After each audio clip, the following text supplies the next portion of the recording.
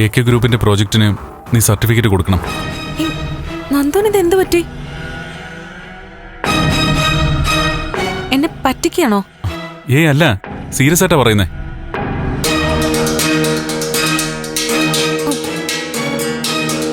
അമ്മേ, ദേ നന്ദു പറയുന്ന കേട്ടോ, ഒരു നാടിനെ നശിപ്പിക്കാൻ പോകുന്ന പ്ലാന്റിന് ഞാൻ അനുമതി കൊടുക്കണോന്ന്. നന്ദം മാത്രമല്ല മോളെ, ഞാനും അത് തന്നെയാ പറയുന്നേ. ആ പ്ലാന്റിന് നീ ലൈസൻസ് കൊടുക്കണം. അമ്മേ, നിങ്ങൾക്കിത് എന്ത് പറ്റി? സുബോധം നഷ്ടപ്പെട്ടു പോയോ?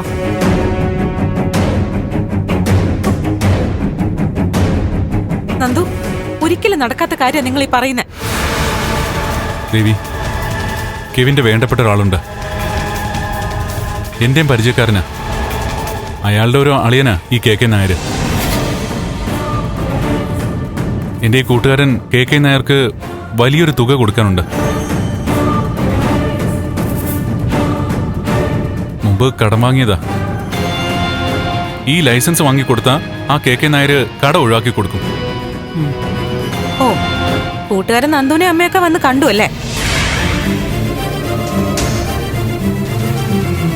കരഞ്ഞ് കാലു പിടിച്ചും കാണും. നിങ്ങളുടെ മനസ്സങ്ങ് അലിയുകയും ചെയ്തു.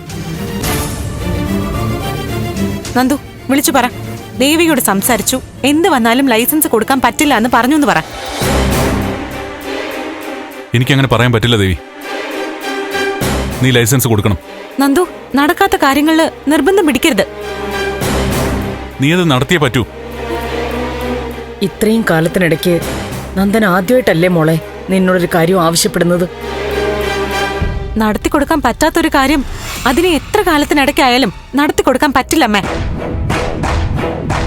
എനിക്കും അമ്മയ്ക്കും വേണ്ടി നീ അത് നടത്തി തന്നേ പറ്റൂ. നന്ദു പ്ലീസ്, എന്നെ നിർബന്ധിക്കല്ലേ.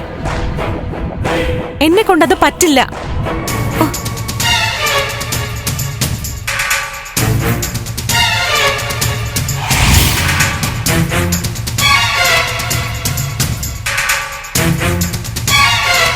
ദേവികേ, ഞാൻ ഇനിയൊരു കാര്യം ആവശ്യപ്പെടില്ല എന്ന് നിനക്ക് വാക്ക് തരാം. പക്ഷേ ഇതൊരെണ്ണം നടത്തി തരണം. അമ്മേ, എന്തായി പറയുന്നേ?